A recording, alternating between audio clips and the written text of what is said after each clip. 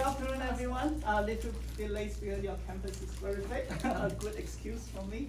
Let me introduce myself a little bit. I'm Hiu Yung. I got my PhD from UC Berkeley. After that, I worked in the industry for about 12 years in a company called Synopsys and Expansion, which is not here anymore. And then I joined San Jose State U in 2018. So this is my 7th year. So I'm an associate professor in electrical engineering, and I work on semiconductor mostly, and then I also start working on quantum computing in the last 6 years. So today I'm very happy to see so many people, so many energetic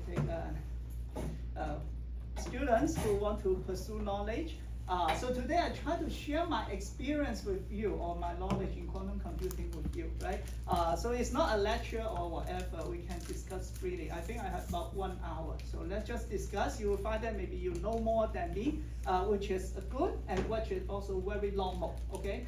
If you're interested in some area, some of you might have read a lot of books, watched a lot of YouTube, you naturally might have more knowledge, better knowledge than some professor or graduate student in the college.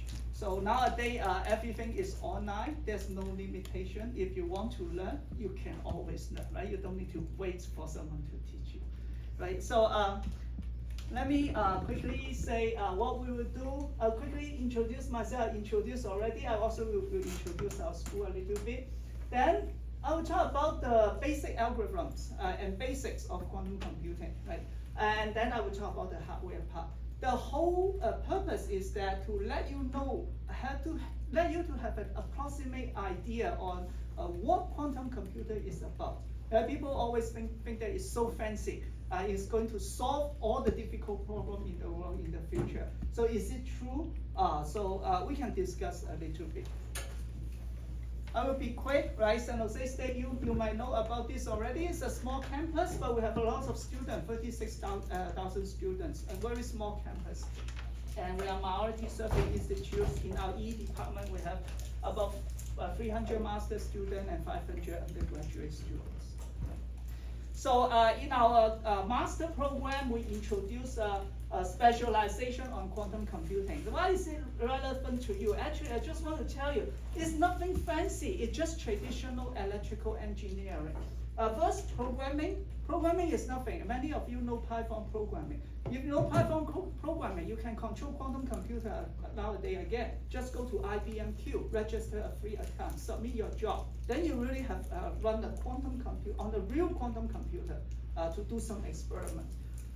This one, you might know what I'm talking about. This class is about electrical circuit. Then how electrical circuit is related to quantum computer? Because now the quantum computer need to go to very low temperature. Very low. Like, have you learned about the unit of temperature? What is that? Kelvin. Kelvin. Very good, right? So what is the lowest temperature you can achieve? Zero. So what is the vaporization or liquefied temperature of or boiling point of liquid helium? Do you know? 373. Liquid helium. Oh, helium. Yeah. Very low, like 4 Kelvin. Yeah. So it's low, 4 Kelvin above the absolute zero. But if you want to operate a quantum computer, you need 0.01 Kelvin. So very cool, a very low temperature, lower than the temperature in the space, okay? So how are you going to operate the electronics in this low temperature, right? When you buy a car, right, or your cell phone, they may say, okay, it still works if you go to Alaska during the winter. That might be just maybe 200 Kelvin, I don't know the exact number, 250 Kelvin, maybe, right? Negative 50 degrees C, for example. Right? But now you need to make this electronics work at 0.1 Kelvin, right? Now we cannot do that actually, but ideally we want to do that. You will know later why, right? And some electromagnetic wave simulation. So in this process, yeah, we teach some quantum computing things, but most of them are electrical engineering. So if some of you are very interested in engineering, actually quantum computing is actually very suitable for engineer, from low temperature engineering, vacuum engineering, to high-speed electronics engineering, and other types of engineering. You will see later why. Right? I will also have a Master of Science in Quantum Technology that we collaborated with the physics department, okay? And I advertise myself. I have some YouTube video on quantum computing. You can try to get it and here and all those things. And I also have a book on quantum computing. I don't know. You can request your principal to buy one in your library. Okay, so let's talk about the quantum computing. First of all, why quantum computing, right? The most important thing is that it uses two things. You might not understand what I'm talking about today. I just have something want you to take home. And then if you're interested, you can continue to explore. So why quantum computer is powerful? Because it uses two important theory. One is superposition, one is entanglement. Probably you know what is superposition, right? Anyone know what is superposition? Yeah. Just shut up, yeah. Yeah, basically basically, for example, let me give you an example. You have a coin, right? You spin it, there's head and tails. In this spinning state, it's superposition because it's between zeros and one. If you think head and tails, because you don't know. Okay, there's a good analogy which I'm going to use. Yes, and do you have other idea? I was gonna use like. Okay, good. But have you learned about wave, water wave? Yeah. Water wave, you always will say, I have a source here, have another source here, and then you have this ripple going out, and eventually they hit each other. And then what is the vibration at where they hit is a superposition of these two water waves, right? So that is a concept of superposition. But like we will talk about what they try to compare also later, right? So superposition, you actually learn this in wave mechanics. Entanglement, we will talk about that later. One important thing is about interference. This also related to the water wave I just mentioned. If you read, some of you might have learned about destructive and constructive interference, right? You have two sources, they enhance the result together, or destructive, right? This is important for measurement, right? So another important thing is there are two types of quantum computer when people talk about it. One is the gate-based model. Gate-based is just like your classical computer. You may have an AND gate, NOR gate, but of course it doesn't use AND gate and NOR gate, right? Logic gate, right? And or not, all this operation. But it's based on the gate, like here, right? You have some gate, NOT gate, Hadamard gate, or identity gate. That this require very high accuracy. You cannot have error. This is just like an analog computing. So if you have error, they will accumulate. And that is nowadays problem. Now we still don't have something called error-corrected quantum computer. So as a result, it doesn't work most of the time. Another thing, so this is like Google, IBM, they all use this gate-based. Quantum annealing is another type of quantum computer, right? What they do is just use some quantum mechanics to map to a real problem. And then you try to find the lowest energy of that system. And one way to think about that is that you have a lot of ball, right, on a landscape. They're everywhere. So you try to vibrate it so that eventually they all go to the lowest position. That is the minimal energy they can gain, right? And if you can map this physical problem to a real problem, what type of problem? For example, material and drug design, or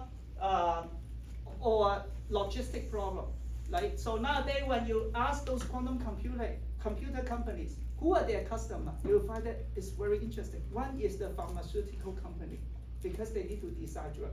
If they can find the protein, the right drug faster than the competitor, they will grab the whole market. What else? The car manufacturing company. How come car is related to quantum computing? Because they care about the logistics.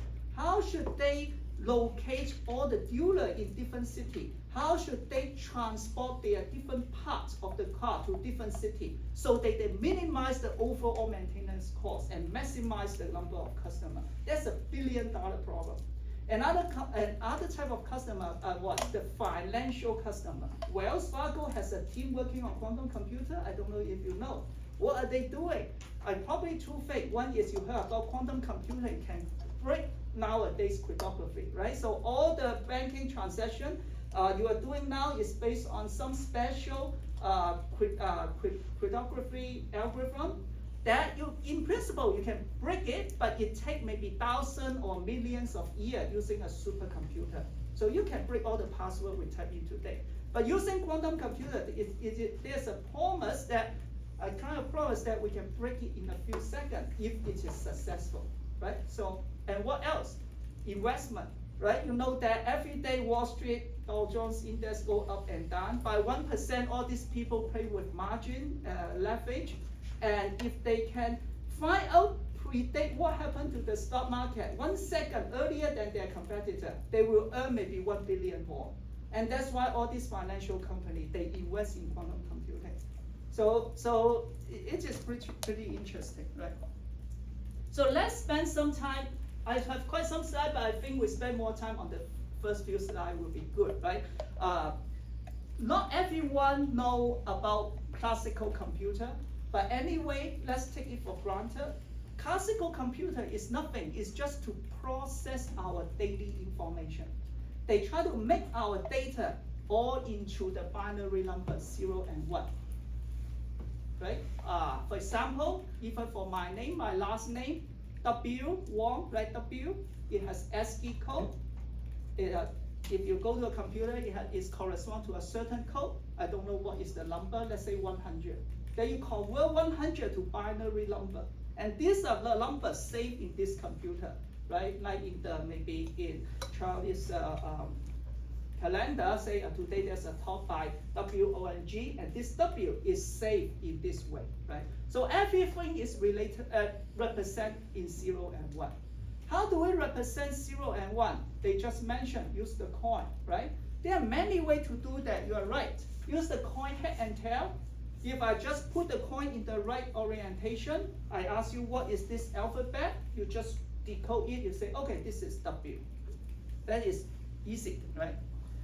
Well, not necessary coin, happy and sad is also okay. Anything that is binary, contradictory to each other, even this table, upside down or not upside down, is a representation of the information, right? But in our computer, of course, we use something called switch, which is transistor on and off, just like the switch on the wall, right? But they are so tiny, so fast. Nowadays, Intel, for one chip, they have about I think maybe even close to 10 billions of transistors in a few centimeters square. That is really amazing. That is the most beautiful artwork and engineering work the human can have. 10 billions of transistors, none of them are not working. Everyone is working as they are supposed to be. Think about that, 10 billion. So we use 0 and 1 to represent information. Then one is quantum computing. Quantum computing, although look fancy, but it is the same as classical if we only allow them to operate in 0 and 1. So in some sense, I put in something called direct bracket notation. You don't need to worry about this. But if you see this, don't worry. Now, that is one thing I want to share with you. When you read something new, usually you are scared of it. You're scared of something because you're not familiar with that thing. So if you need to learn something, you look at the paper, so many equations, I don't know what it is talking about. Usually we are scared, we give up. Now, unless you need to take an exam the next day, there's no point to be scared. Or my professor told me that all you need to do just keep reading, and you get familiar with that, then you won't be scared. Then you'll be able to understand it slowly, right? Same for this one, you trust me, I'm telling you this is nothing special, it's just treat it as a symbol. It's nothing different from here, although it's a very profound notation invented by Dirac, which is a genius in quantum mechanics. He proposed many useful things. This is a very useful notation. But at this stage, just take it for granted. Although at the beginning you feel so uncomfortable, is this parenthesis? Can I add it? Can I do multiplication? Right? But anyway, we can represent the state in a quantum computer by this, just the basic state. So again, I can have an on and off. If I say, hey, quantum computer, you only can operate using this state, then they are no difference from a classical computer. We call this the basis state. Okay, so what is basis state? Again, this is just an analogy, and do not use it too far. just like your Cartesian coordinate. You have learned vector, I believe, right? So for every vector in your 2D plane, it can represent as, let's say, 3x hat plus 4y hat, or 3 units of x plus 5 units of y. What is x and y actually? If you ask yourself, you actually don't know. No one tell me what is x and y. Oh, okay, from the figure, I know that it is, right?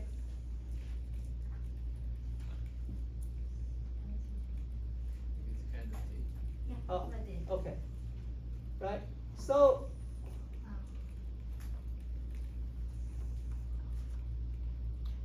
when you have a vector here, you say, okay, this one is 3 units, this is 4 units.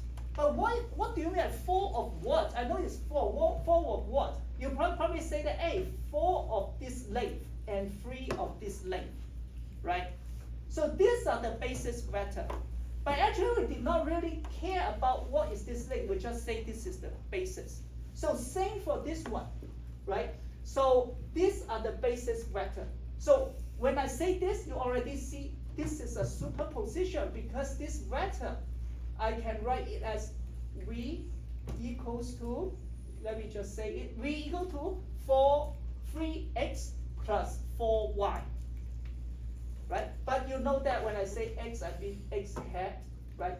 3 units of x, right? So, okay. So now, if you agree that on my 2D plane, I have this unit vector, I have this superposition, why don't you agree that there's also a space which we cannot touch? I'm not talking about scientific fiction, it's just a mathematical space. I also may have the unit vector or the basis.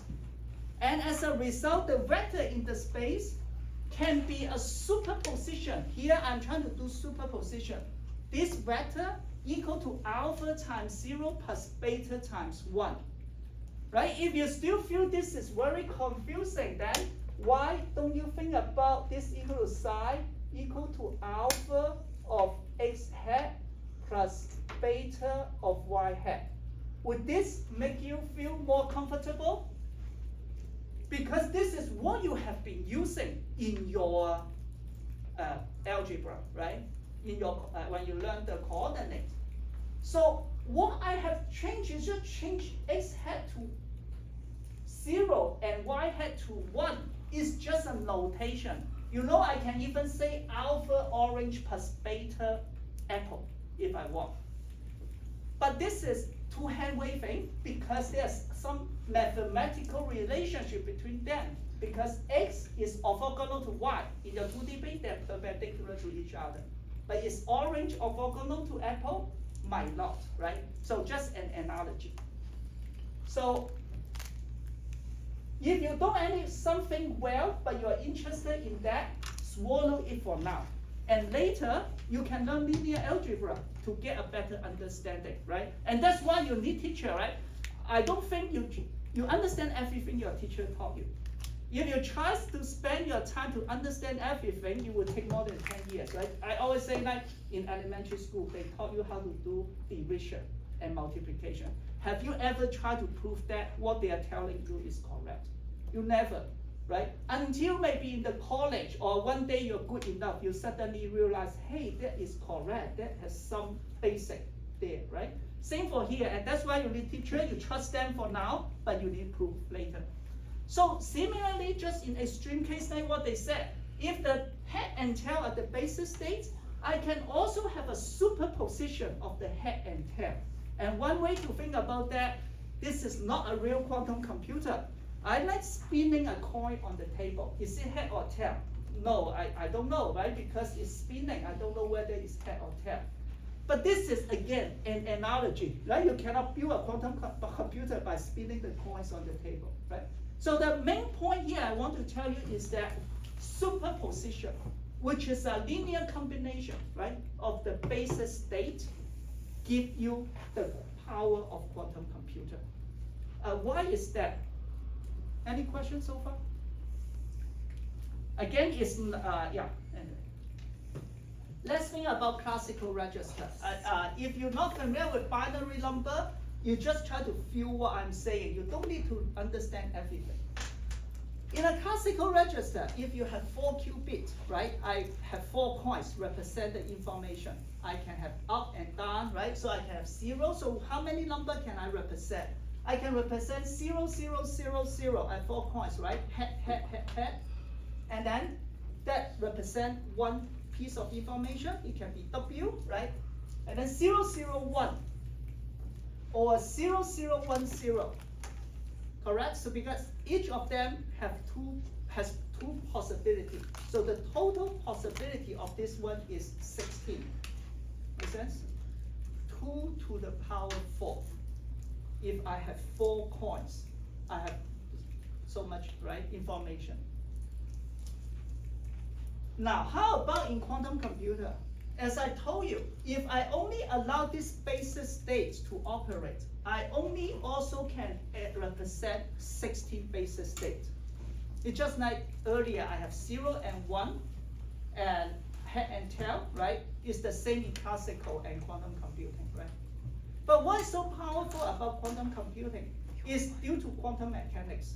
You actually can have a superposition of this 16 basis states.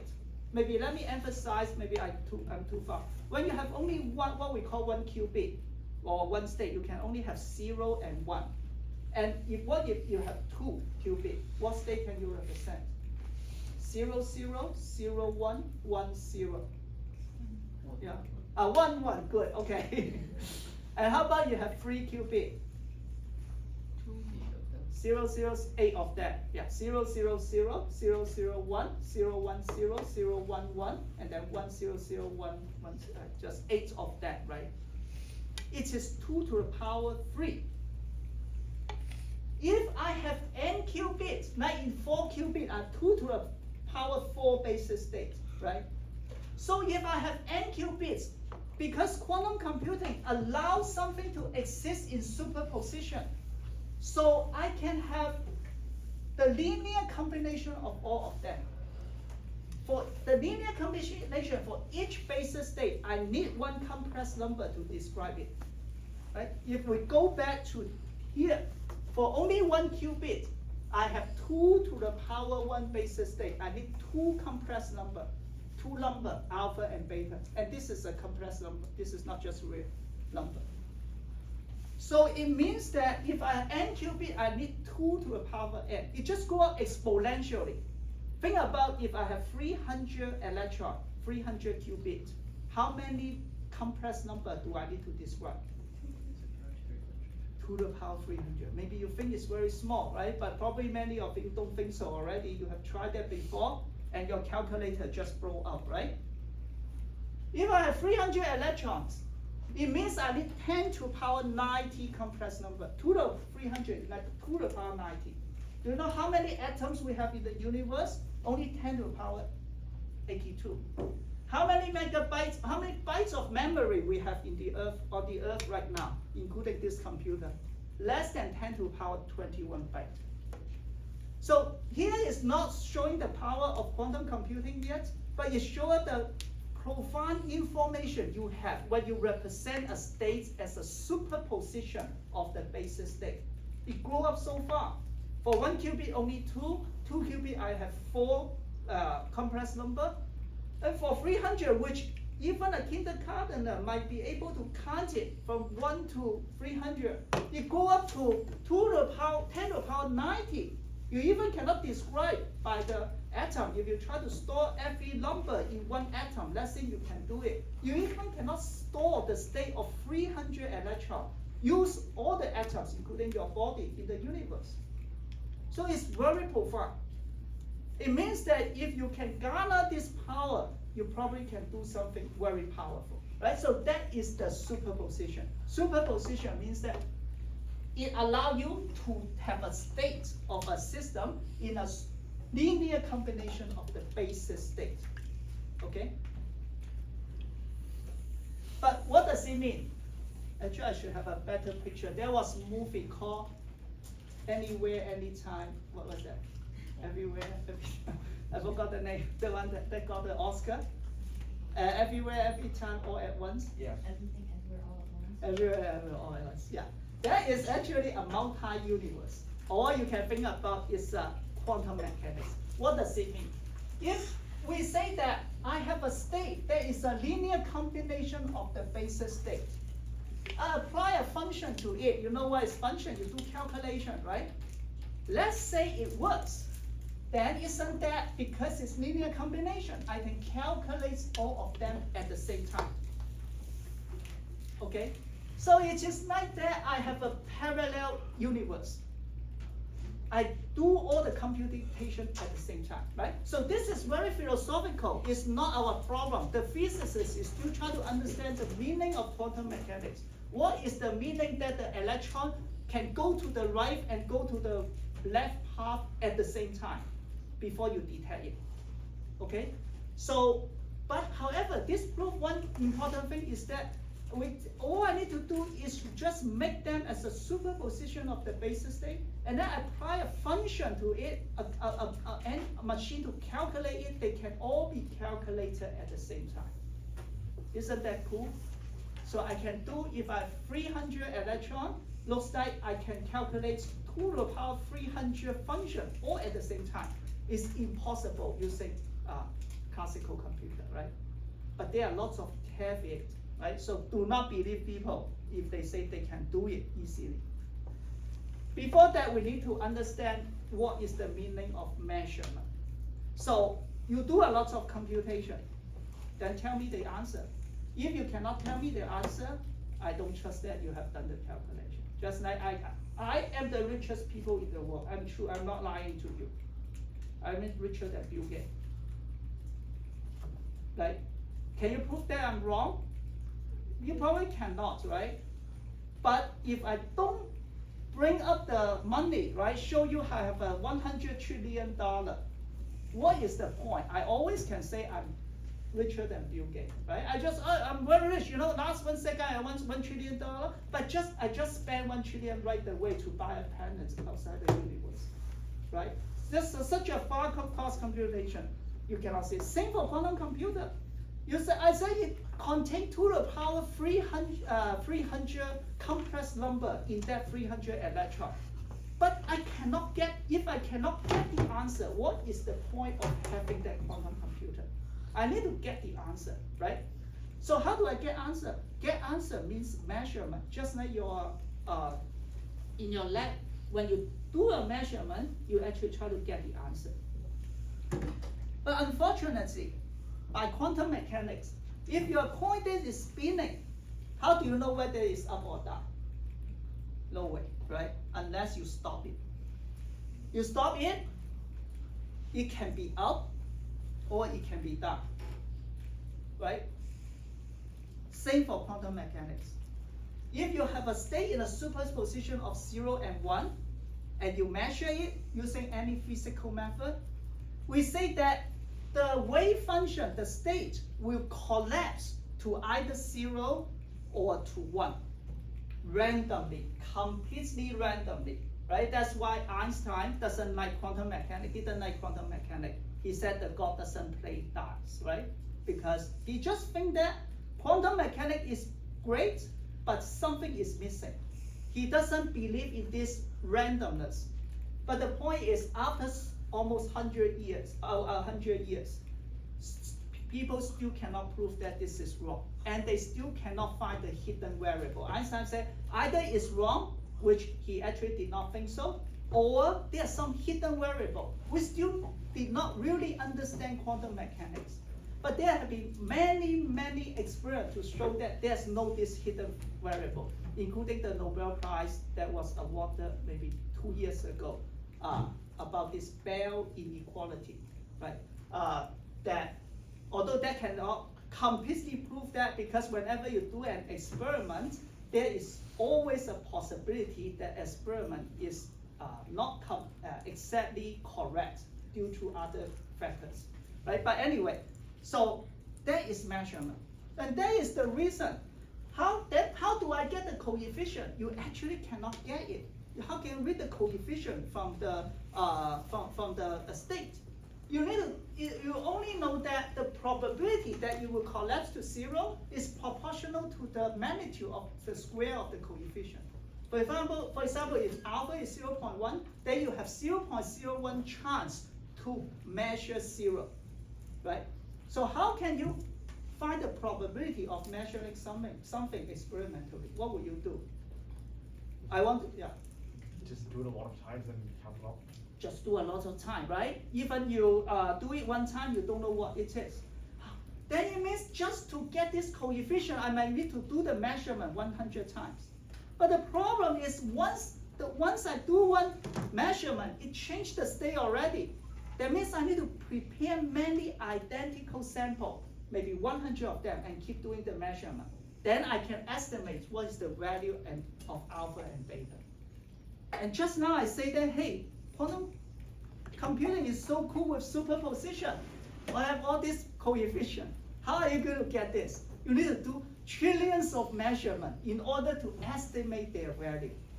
And that actually slows it down. It becomes useless in that sense. Okay? So we have talked about superposition. Well, superposition make it very profound, right? It can process many things at the same time. But then I tell you about measurement. How do you extract them? If you just use measurement, basically it's useless because you need to do a lot of preparation and measurement. Of course, people come up with something very smart. They will do interference so that there's always only one answer comes out. And based on that answer, they can infer something, okay? But we won't talk about that. Another important thing is about entanglement. So entanglement, maybe I think I won't go into the math here, but entanglement basically is saying that if you have a two body, they are highly correlated when they are entangled. This is easy to understand, right? My hair entangled, it means that I cannot separate them easily, right? And if I do something to one of the hair, the other may get affected. For example, I try to burn one of the hair, and then because they're so entangled, it's going to burn another hair, right? I hope you understand the heavily coupled concept about entanglement. We can look at, this is what Einstein called the spooky action. The goal is not to discuss whether this is philosophically what the implication is this. Just to show you the special feature about quantum mechanics. Yes? Wait, so if two electrons are like in an entangled state with each other, if you measure one of them, then will like the other one get affected? Yes, that is what I'm going to say. Very good, right? So let's follow what he said. So I have a state, right? I have two electrons. Here, instead of using 0 and 1, I use spin up and spin down. That's a property of the electron. Just take it for granted. The electron has a property called spin. In reality, it's not a spinning of the ball, right? It's just a property, like the charge of an electron is positive, negative. It's negative, right? The charge of particle. And spin is just an intrinsic property of a particle. Just take it for granted, so you can treat this as 0, 0, 1, 1, right? Now, if you feel confused about this, just think about this. I talk about superposition. So this state is a superposition of two basis states. This one plus this one is a superposition.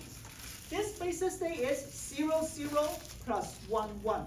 Because I have two qubits, instead of just alpha 0 plus beta 1, now I have alpha 0, 0 plus beta 0, 1 plus gamma 1, 0 plus delta 1, 1. Right? I can have 4 coefficients, right? Just like instead of 2D plane, not even 3D, now I live in a 4D space, 4-dimensional space. You cannot feel it, but you agree that it exists. But I don't want to talk about this space, by the way. If sometimes you feel that difficult to understand, you can look back. For example, if you have an ant, the ant can only live on a 2D space. Let's say the Earth is large enough, flat enough, the ant will always walk on the 2D space. And if you talk to the ant, you say, hey, you know this is 3D in this universe, you can go up. But it never able to go up, right? So the ants won't be able to understand what you're talking about because it cannot feel the 3D space.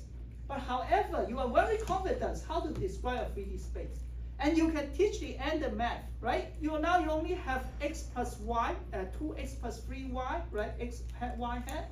You actually have a z hat also. And similarly, now the alien tell us that there's 4D, 5D, 100D, you don't understand, just extend what you know, why you only want to confine you in the 3D space. And this so-called 3D space, of course, is not where we live in. It is a hyperspace, abstract space.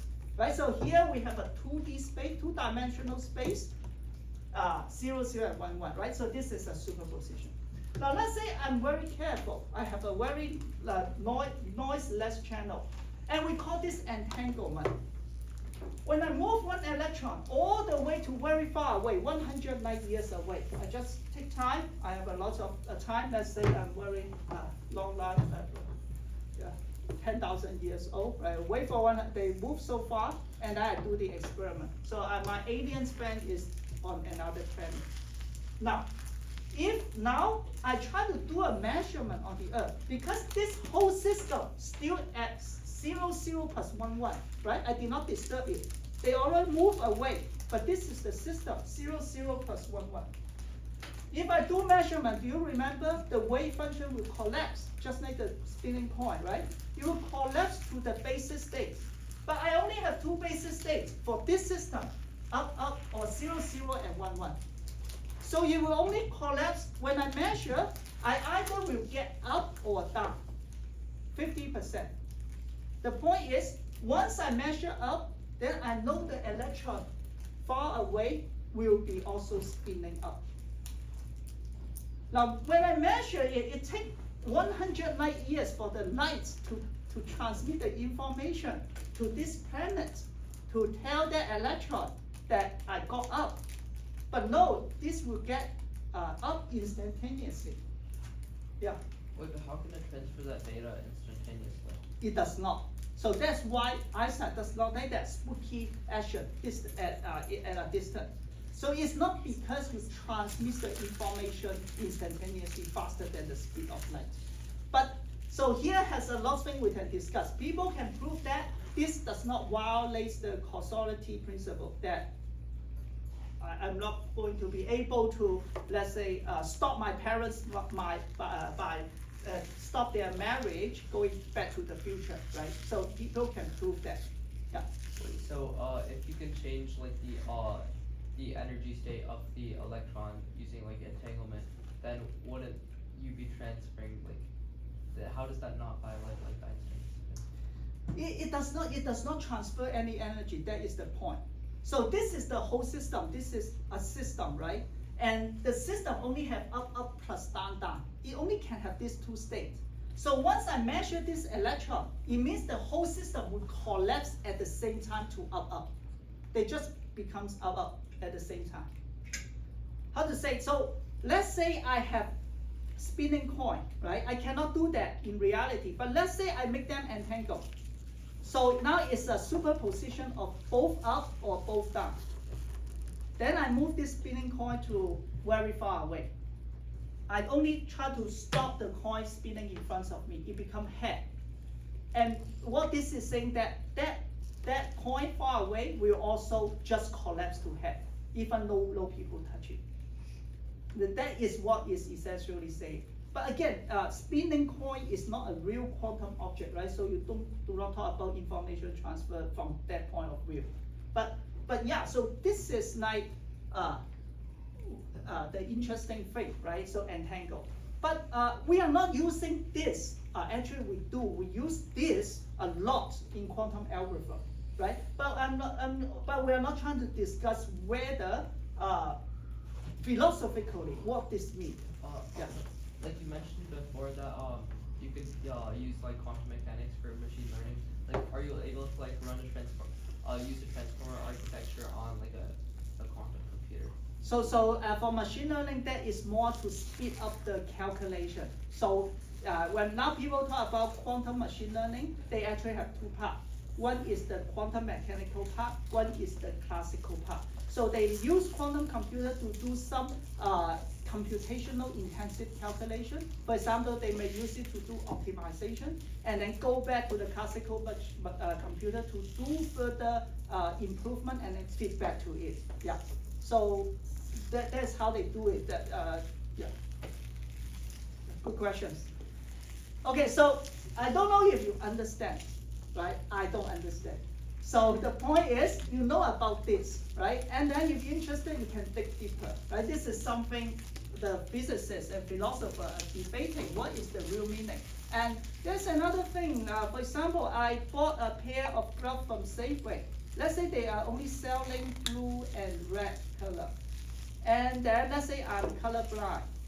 I just open it and then send one of them to my friend in New York. My friend opened the package and see, oh, that is blue. My friend knows immediately, mine is also blue, isn't that? Because he knows the whole process. I'm sending the same color, right? So even before I know what color my glove has, my friend already knows what I have. So a little bit parallel, but not exactly. And there's no transformation of information, right? So what is the meaning of entanglement and coupling, right? My friend knows the color of my glove is, he knows very well our gloves are 100% coupled. They are entangled. If I have red, he has red, right? Yeah. So basically the two parts of the same system, the two. Not really dual part. I mean, they both of them form a system, but not of two systems. Yeah. Okay, maybe I talk too much. So let's continue. So we have the state. We know it's powerful because of superposition, and it's strange because of how we do the measurement. It's also powerful because of the entanglement. And then what is quantum computing? Quantum computing is just like you have a physical system. It can can be the spin of electron. It can be the level of an atom, whether it's an excited or ground state or whatever. It has to be a quantum object, right? And what we're doing is that we try to change the vector, just like in the 2D space. We apply something to rotate the vector clockwise, counterclockwise, and eventually we will get our answer. And that is the so-called quantum computing. How do we change, again, how do we change the state of an electron? Think about that, it's a quantum object. Maybe you have not learned that. But in reality, this is like atomic physics. What people do is shoot a laser pulse to it. Then you will go from low state to high state. You shoot the right length, shoot the right frequency, and the right magnitude, right? Then it will change according to what you want. And that is the quantum gate already. So if some of you already learned electrical circuit before, those who are interested in that already know, oh, they are not gay, and then you can form an inverter using transistor, PMOS and NMOS. You might not have learned that, that is fine, but that is a physical one. It's really like a gate. What transistor you call a gate? It is just like the faucet on your drain in your kitchen, I mean in the sink. You turn it on, water come out, you turn it off, water turn off. That is like a gate, right? But this is not. You don't have a physical gate. All you are doing is just shoot some electromagnetic wave pulse to it, and then it will change. So there are two different type of gates. Isabella Avellino, please come to the attendance office. Isabella Avellino, please come to the attendance office. So there are different type of gates, right? Some gates you actually have a classical counterpart, right? So sorry for those who have not learned the classical logic, but classical logic, I think you also deal with it every day, right? I'm going to study if you wash the dishes for me today and also give me $10 allowance for tomorrow, right? That is an AND gate. Both need to be satisfied, right? Or you argue with your parents, whatever they say, you take a negation, right? They say, you cannot go out today, I can't go out today, always this is the NOT gate, right? This the logic happen every day. This gate you find in quantum computer also, which is fine. But quantum computer is important because they have some gate that actually can create a superposition. right? You give a state 0, it becomes a linear combination of 0 and 1. And you know already why we need this type of gate, because we need to create superposition state, so you can harness the power of quantum computer. Right? We won't go to the detail of this so-called broad sphere, but you might see this sphere very often in the literature. Basically, it just say for every state, I drawn the 2D plane, 3x plus 4y, and I can rotate that. That is an operation, right? And for quantum gates, you will represent on this broad sphere because it's not a simple space. It is a complex space. Yes. Wait, so if you measure like an electron inside of its like quote unquote orbit, the alpha and beta are like they're like larger whenever you go closer to like the center of the orbit, right? Okay, so good question. So two things. One is that for this broad sphere, we represent the state on its surface, so it should not shrink. Now, you will see people talk about shrinking is because of noise, but we don't talk about that for now, right? So every state, pure state, they will reside on the surface. So just like the Earth, you always reside on the Earth, you don't go into the center. So the alpha and beta will change based on their location on this sphere. Okay, so a lot of things this part, but my main point is that I hope you understand so-called gate is just a microwave pulse or laser pulse. Because remember, quantum computing is a quantum object sitting there, right? A lot of quantum mechanics, which you might not have learned, but you use the laser pulse or microwave pulse to change its state, and that's it. And the state can be mapped to the broad sphere, or you can forget about it, but we change the state using the microwave pulse or laser pulse. And that is how to do operation. So here I want to, maybe I just skip this part. I want to talk about, so what is a quantum computer? You start with a state. You can have a quantum computer already if you have an isolated electron floating in the air. Isolated, no noise. It has a certain state. You apply a laser pulse to it with a certain phase angle. You accomplish a certain rotation of the state. I'm not rotating the electron, remember. This is rotating, electron is in our real 3D space, but what we are rotating is state. For example, I'm still standing here, you say something to me, you influence my mindset. For example, I hate banana yesterday. You keep saying, oh, banana is good, you're good in what nutrition. Then I suddenly, my state changed. Oh, I love banana, right? You don't move me, right? Don't laugh. You don't move me. You did not move me in the real 3D space, just like the atom or electron. You don't move in the 3D space. You change its state. That's an important concept, right? So I keep doing this, but quantum computing is reversible.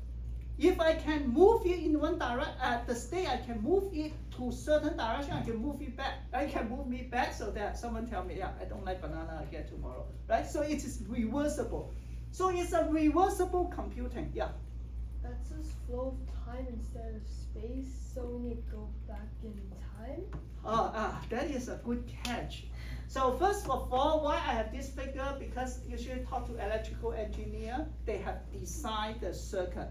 In a circuit, they actually will put in different gates. I put a NOT gate here, you really need to put a gate here, NOR gate, and gate, NOT gate, right? So when they show this gate, it's a flow of the space. You really see that. So what I mean is that you really see it's a space layout. Here I try to say is that I actually don't put a gate. This one is still at the space, but later at time 1, I shoot this pulse.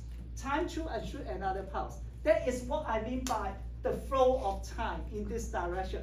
But you caught one very important thing. Are you saying that I can go back in time? So no, yeah. So then you are the first one to tell me that this what I'm saying here is not complete. Very good, yeah. So so definitely I'm not going back in time. What I'm trying to, so this is, yeah. So I actually have this. Yeah. So yeah, until you do the measurement. Because once you do the measurement, it collapses, you lose all the information. Okay. This one, I also want to spend some time, it's very interesting. I said that there is no error correction, right? So sometimes we live in noisy environment. You go to a restaurant with your parents, they tell you something you cannot hear. What will you do? Can you say it again? Then they say it again. And let's say your father tell you, okay, you got to visit Uncle Jeff on 10th of this month. Which day?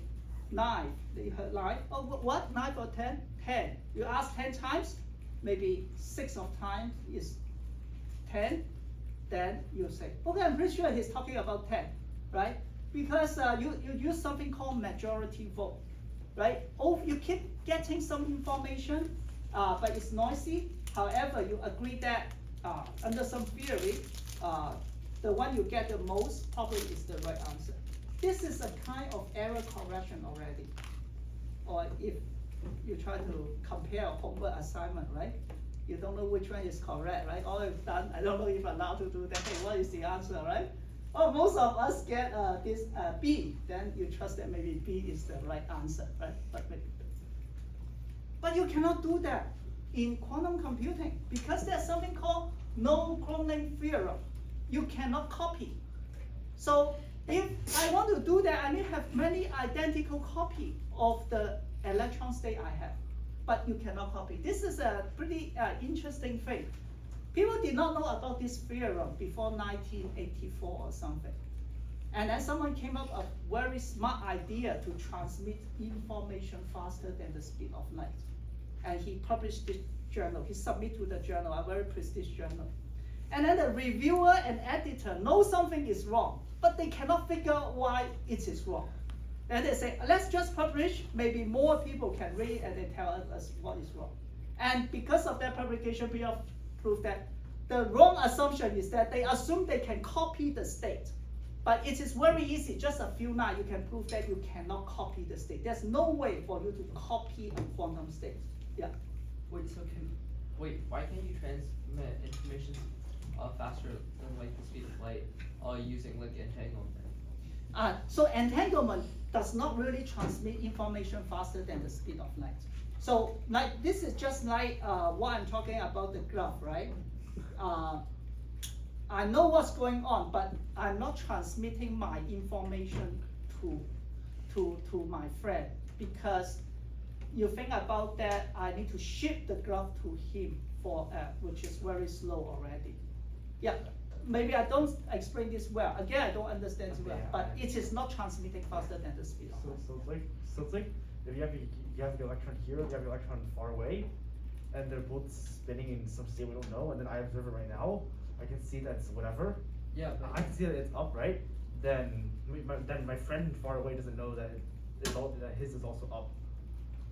Right? The argument is that if he does a measurement, he finds that it's up, then he knows that you are up already. But however, you cannot use this to transform any useful information. I try to think about that. For example, can you use this one to change the history of it? This is a good thing, right? So your friend know immediately what you are. But one way you can think is that he even doesn't know you have measured something. How does he know you have measured the electron? So then the only way for him to know I've measured it is if I tell him. Yeah. And then that would have to get the speed of light. Exactly. That's the main point, right? Because I didn't know he has measured. Yeah, I got 1, but it might be before he has measured, so he might not have 1 or 0 before, right? Because maybe we just calculate, hey, if I measure 1, then you do something and make the stock market collapse, then I can benefit from the stock market, right? Faster than other people. But you find out that you cannot. Just think about that. It's a very interesting problem, right? So no cloning theorem, you cannot copy. Then how do you do correction, right? So classically, if I have 0, I just copy many times. And then I just do majority vote. If one of them flip, I still have 2 0. I know my information is 0. But now I cannot copy. By the way, how do you copy something? You actually need to measure it and then copy. Right? Even for all this classical computer, I want to copy a file. What it really does is read your file and then make another copy. But now in measurement, you actually make the state collapse, right? Alpha plus 0 plus beta 1 becomes 0 or 1. You lose the information. That's why you cannot copy. So you will need to come up with very smart idea called quantum error correction circuit, in which you don't really measure it, but you entangle it with an auxiliary bit. And then you measure that bit, you then know what happened.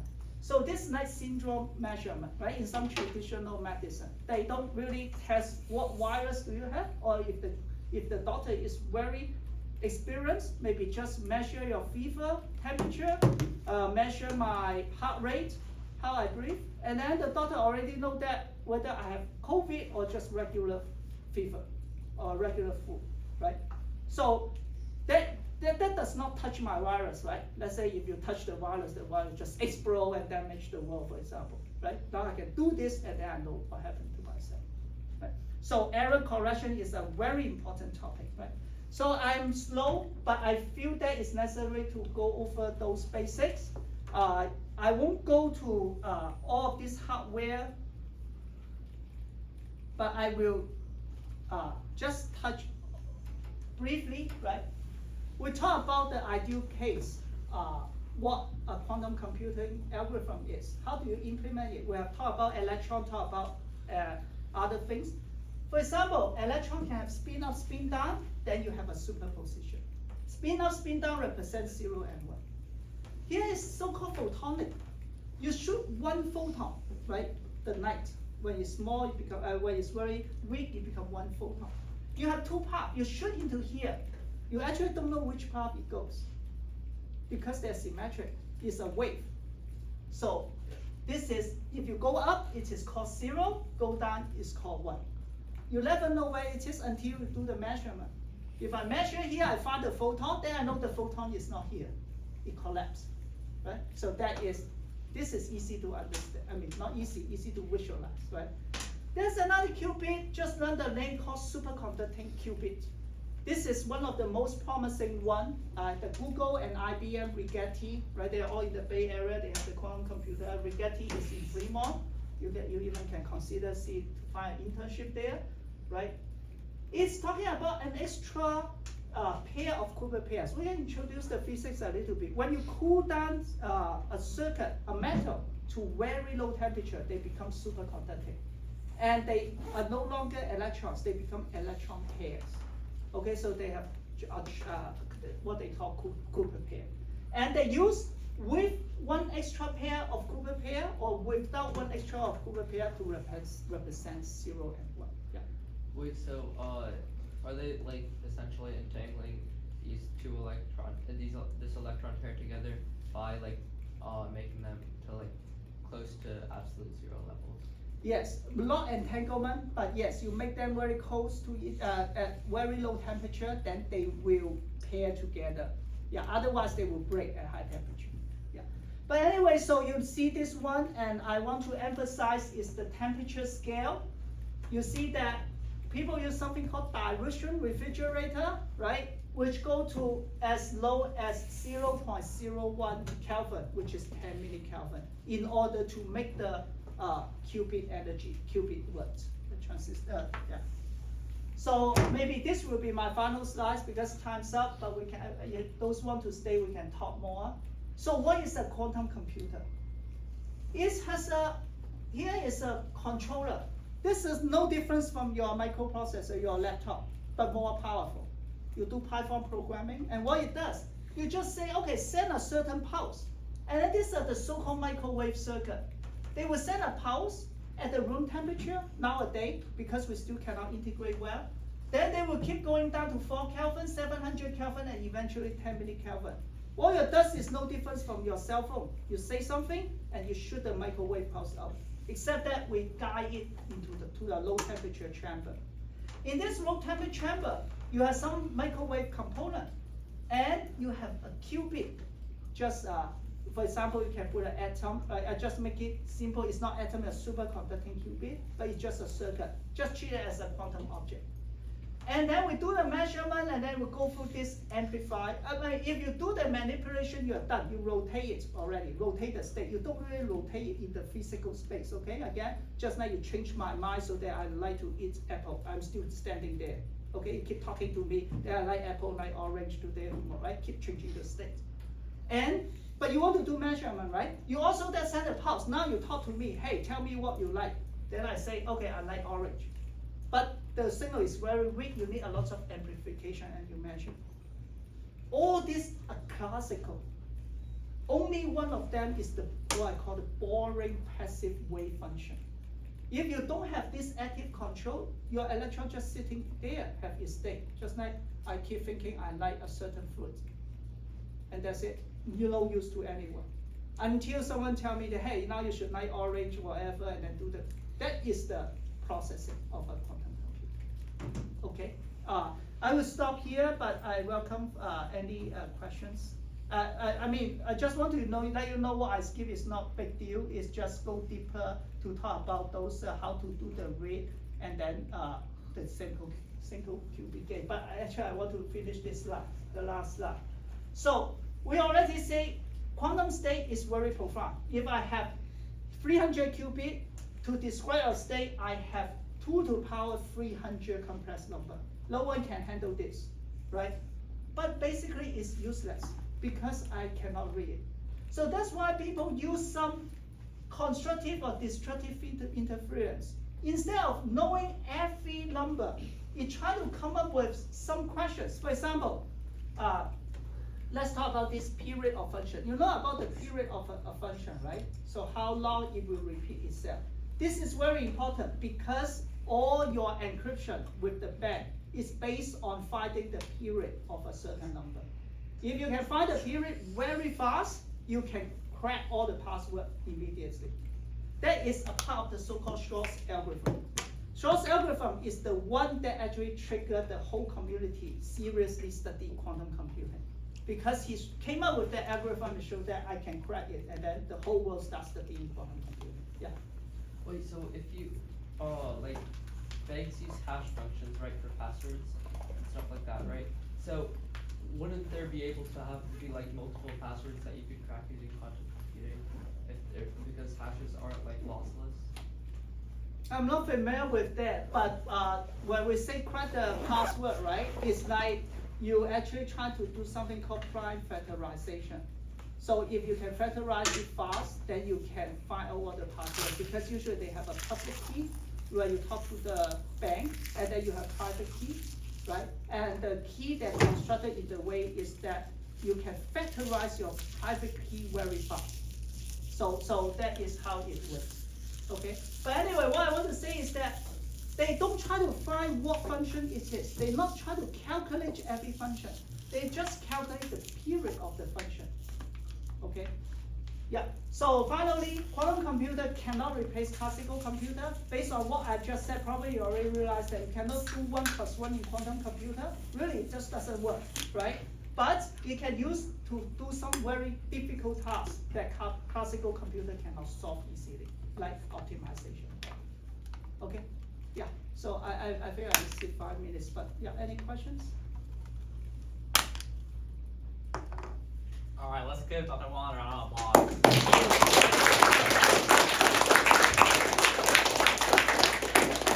you're still confused about themes, we'll go over them because we're learning a lot about quantum computing, diving deeper into it, as well as some questions maybe you didn't know fully in this presentation. Next slide. These are our resources. I'll post them in the Discord server and email if you want them also.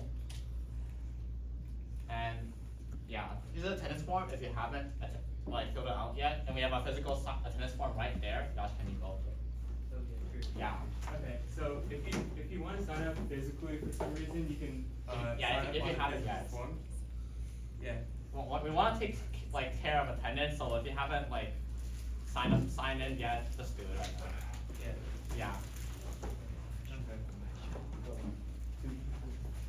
I wonder if it's okay to take a picture with all Yeah, of you. sure. Hey, everyone, let's take a picture.